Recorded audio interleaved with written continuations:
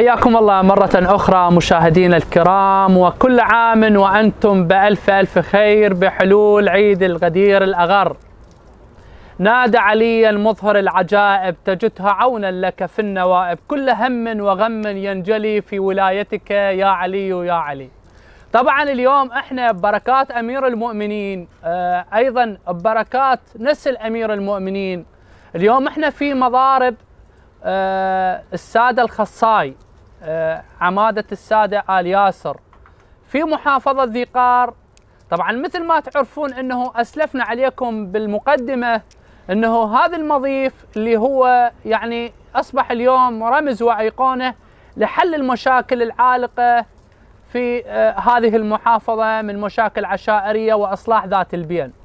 هذا المضيف انه لما صدرت الفتوى من المرجعية العليا في النجف الاشرف المتمثلة بسماحة السيد السيستاني أدام الله ظله الوارث، كان له موقف مشرف أيضا بعمادته اللي هو سيد عادل، الله يحفظكم سيدنا.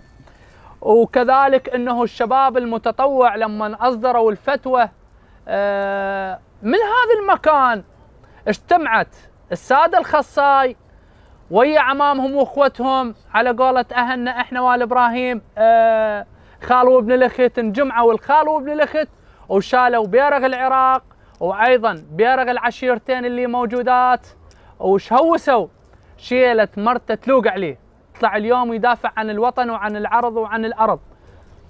وبالتالي شفنا النصر المؤزر ببركة هاي المضايف اللي موجودة اليوم. سيد عادل، حياك الله سيد عادل واهلا وسهلا بك. خلينا نسولف وناخذ مساحة أوسع ويا السادة المشاهدين اللي جاي يتابعونا. عمادة السادة آل ياسر، السادة الخصاي، حياك الله. هلا مرحبا. الله يحفظك. سولف لنا انه شلون استقبلت الفتوى مالت المرجعية في ايام حرب داعش الارهابي؟ استقبلنا الفتوى من سماحة السيد الله يحفظه السيد السيستاني اللي أدلاها الشيخ الكربلائي. يعني صدرت عصرية الفتوى، هبت الناس السادة وآل إبراهيم هبوا كلهم إلى، أنا ذكر حتى الباشية القديمة طلعوها. الباشية قبل بزمن عثمان هم طلعت العدة باشية، وطلعت هوست وراحت انه بتوزعت على الفصائل، واحنا احنا حثينا شبابنا انه يتطوعون للدفاع عن الوطن وعن المقدسات. كانت العالم انه الشباب لما يجون هذا صار مركز تطوع، عباره عن مركز تطوع، نحثهم ما يتطوع الشباب اللي يقدر واللي يقدر على السلاح كله راحت. شبو شايب ماكو حتى شباب شياب راحت. هذا ابن عمي ذاك سيد حسن من ضمن الحرره آمر لي. والنعم هذا سيد حسن سيد هاشم الياسري. والله قبل قليل احنا نسولف انا والاخوه، يقول هنا كان انه مثلا الشخص اللي ما عنده واحد، اللي ما عنده اهل. استاذ مهدي. اي استاذ مهدي، انا صح مثل من تقول لي اكو شغلات ما اقدر اذكرهن، يعني اتبجح بيهن، ما نقدر نتبجح بيهن. فاحنا انا اقول لك انا مواليد 52 اللي قعدوا بهالمضيف ما يقارب اللي اتذكرهم 7 تقريبا 8، ومن ضمنهم مرزع نايه. مرزع نايه رجل افيلي كردي من بدره، ابو صباح مرزه وفلاح مرزه. هاي يا سنه قاعد هنا؟ بالستينات. بالستينات. فخلينا نعرف للساده المشاهدين شنو مرزع نايه. اجى هو كان يبيع قبل يجون من بدره، يجيبون من ايران شاي ويجيبون هاي مال شغلات على حصن، كانوا يجون من بدره، يجون هنا باتون ليالي. فهو صار عنده خلل بعقله من خلال روحته وجيته، صار عنده خلل بعقله. بقى هنا قاعد ما يشوف الضوء. عندنا حبوب بالمضيف، من نقعد هنا كان لوكس، ماكو كهرباء، لوكس داوي، لوكس كهرباء ندوي من هنا لما نقوم من المضيف. هو يبقى بالحبوب من هنا لما نطفي الضوء يلا يجي المضيف هنا. الى ان هو الله يرحمه توفى واخذنا دفنه. ما شاء الله اقول لك اذكرهم بالاسم. واحد يسمونه حايف، واحد يسمونه دوخي، واحد يسمونه عبيد. وحتى نساء من السعوديه، مره انا اتذكرها اسمها نوره، مرت واحد حداد توفى زوجها وظلت عندنا هنا، توفت وديناها من النجف، وهي سنيه بالاصل. من اهل السنه؟ من اهل السنه، ودفناها بالنجف. اي والله دفنها شيء. والله الصراحه هذا الارث والتراث، هذا البخت. الله بالخير. هاي الدواوين يسال البعض يقول لك جايه تزدهر يعني بالوقت الحالي. اخوان خلينا شويه نرجع لفطرتنا، نرجع لاصالتنا. كان ما يعرف انه من يا ديانه من يا مذهب، يجي ياكل ويشرب وينام هنا، ما يسأله يقول له انت منين؟ ما له علاقه. كانت الروح الانسانيه اللي موجوده، كانت الكرم والاصاله اللي موجوده. طبعا الحمد لله والشكر محافظه على نمونتها على قولة اهلنا وعلى رونقها الخاص. بس انه لو نرجع للماضي، ماضي العراق الله، وخاصه ابائنا واجدادنا اللي حقيقه يكونون مفخره وعز للعرب. انا قبل لا اقول مشاهدينا الكرام بحسن الختام، اخذ رساله من سيد عادل. سيدنا الله يحفظكم ان شاء الله. اكيد اليوم عندك رساله لابناء محافظه ذقار، يعني من شخصيات سياسيه، من شخصيات اكاديميه، من كل الشخصيات اللي هي تمثل المحافظه. شنو الرساله اللي توجهها؟ والله رسالة الأمر بالمعروف والنهي عن المنكر، أول رسالة. والرسالة الثانية الاقتداء بالوطن بالعراق والمرجعية الدينية وبلدنا العزيز، الاهتمام به والحفظ الأمان على المبادئ العراقية الأصيلة، وما عندنا غير هذا. الله يحفظك إن شاء الله. من هذا المكان وخلينا ننتقل للهزوجة أو الهوسة مثل ما يقولون بجو عشائرنا الأصيلة في محافظة ذقار في مضيف السادة الخصاي. خليكم ويانا.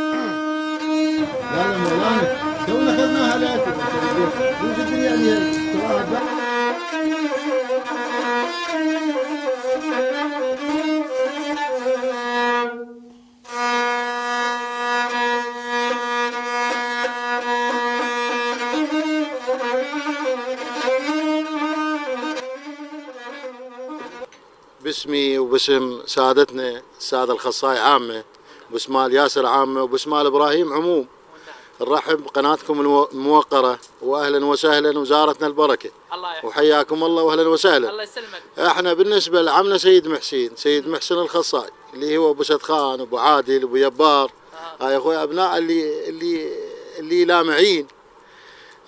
سيد محسن شريد نسولف عنه قليل بحقه، الله شاهد وروح سيد عبود. سيد محسن إذا تريد تمثله بالكرم ماكو واحد أكرم من عنده بمناطقنا. هاي مناطقنا أنا أقصد لك، أكو ناس كرماء وأكو ناس على الرأس كل والجميع. أذكر سيد محسن الخصاي، أقول عدل ما مات أبو يبار، عدل ما مات أبو سدخان، عدل ما مات أبو عادل، متوهم القايل مات. هذا اسمه يظل مهيوب أبو قيس. والسادة سيد محسن كلهم إن شاء الله على الرأس، والسادة الياسر كلهم على الرأس. هذا اسمه يظل مهيوب، جبل ويقاوم الصدمات، مات ما عمل طيبه بعمره وبس يلمعانات. هاو كلهم طيبات علومه، شرف للتاريخ تشرف. والنعم. وانا بخدمتكم واكتفي بهذا القدر. واحنا شريد نسولف على ابو سدخان ما نعجز. والنعم. واهلا وسهلا، حياكم الله انتم وقناتكم ورفاقتكم. الله نبارك للأمة الإسلامية وللشعب العراقي بمناسبة العيد الأكبر عيد الغدير. أول بداية أهلا وسهلا بكم، وباسم السادة الخصاي وباسم عشارة آل إبراهيم نرحب بكل ضيوفنا من محافظة ذي قار، وباسم محافظة ذي قار نرحب بكل ضيوفنا من كل العراق، وباسم العراق نرحب بضيوفنا بكل الوطن العربي. هذا المضيف مو بس للسادة الخصاي ولا فقط لها السيد خيل ولا فقط لها ذي قار، هذا مضيف العراق. كل عراقي من الفاو لزاخو يعتبر هذا مضيفه، لأن السادة معروفين بالكرم، وسيد محسن رمز من رموز الكرم. اكو مواقف للسيد. سيد محسن عنده مناسبات خاصة مناسبات عامة. المناسبة الخاصة معروفة السيد انه ثاني يوم العيد، سواء عيد اضحية او سواء عيد رمضان، تصير عزيمة جدا كبيرة هنا عند السادة، بحيث اي انسان دعوة عامة. السادة ما عندهم دعوة خاصة، عمرهم ما سووا شيء اسمه دعوة خاصة. دائما هذا المضيف الدعوة عامة، الجميع يجي ياكل ويشرب، وحتى العريان خلينا نقول احنا شلون ما عنده ملابس هم يشتروا له. فهذا المضيف، وقلت لك انا قبل شويه يمكن حكيت قبل بالفاصل قلت لك انه حتى دار عجزه، الانسان المريض الانسان اليتيم يعيش هنا، اضافه انه الانسان الخائف تعرف زمن النظام السابق، زمن الملوكيه، تعرف كان عندنا عادات باليه موجوده، حتى نساء يصير عليه يعني شيء. الساده هنا هم مأمن للانسان الخائف، من دخله كان يعني الانسان الخائف هنا. سيد محسن معروف بقضيه جدا يمكن ما حد متطرق لها، انه اي مكان سواء مقهى او سواء مطعم اذا دخل به سيد محسن يعني هذا عرف اجتماعي وواجب، ما حد يدفع فلوس.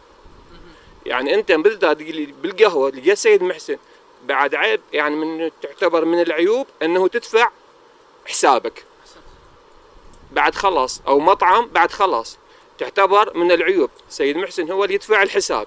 الكل الحاضرين بالمطعم او بالمقهى فترة وجود السيد بالمقهى اذا كانت حتى لو 4 ساعات 5 او حتى لو كان يوم كامل، ابو المقهى او بالمطعم بعد ما يحاسب، ينتظر نهاية الوقت من يقوم السيد يقول له ايش قد صار حسابك هذا اليوم؟ يعني ايش قد شاربين شاي؟ 200 شاي 1000 سيد يدفعهن. ايش قد ماكلين بالمطعم؟ منو يدفعهن؟ يعني يعتبر من العيوب. انه ثاني شيء المهم انه الساده رغم انه هذا كان ثاني يوم الافتتاح، كان افتتاح المضيف، هاي المناسبه مو اول شيء افتتاح المضيف، ثاني شيء الساده من عادتهم انه ثاني يوم العيد اكو خلينا نقول وليمه، والوليمه كبيره منذ مئات السنين. تاريخ الساده معروف انه ثاني يوم هذا المضيف بوليمه. احسنت. واحنا نرحب بكم كل الترحيب، ونتمنى تتكرر هاي الزياره ان شاء الله، ويا ريت تجونا بكل وقت. الله يحفظكم. وباسم الساده وباسم سيد عادل وباسم سيد صادق نرحب بكم كل الترحيب. ارد احكي واسولف عن نبوسة خان، كثر العيش عده عيد لليوعان، سيد موسى بالمقطاع عده زينة كثرة الدخان، والله سيد موسى بالمقطاع عده زينة كثرة الدخان. اعلى شفه يسولف الخصاي، يهز شفه ويقل استمع شفي. اعلى شفه يسولف الخصاي، يهز شفه ويقل استمع شفي. زاود بالكرم وعلى حلك زود، قمر رجل من يجفي. اعلى شفه يسولف الخصاي، يهز شفه ويقل استمع شفي. زاود بالكرم وعلى حلك زود، قمر رجل من يجفي. ما شفنا الكرم نقص المالات، اذا دنياك بايام السعة تلفي. ولا عسرك يكظها ويزود المال، اذا قشعت بحبالها وتطوي. ما شفنا الكرم نقص المالات، اذا دنياك بايام السعة تلفي. ولا عسرك يكظها ويزود المال، اذا قشعت بحبالها وتطوي. كم فقير تغير الدنيا، كم قنل يصبح بس فقر يمسي. ما شفنا البخيل يعيش بالتاريخ، شفنا الكريم يعيش من يطي. ما شفنا البخيل يعيش بالتاريخ، شفنا الكريم يعيش من يطي.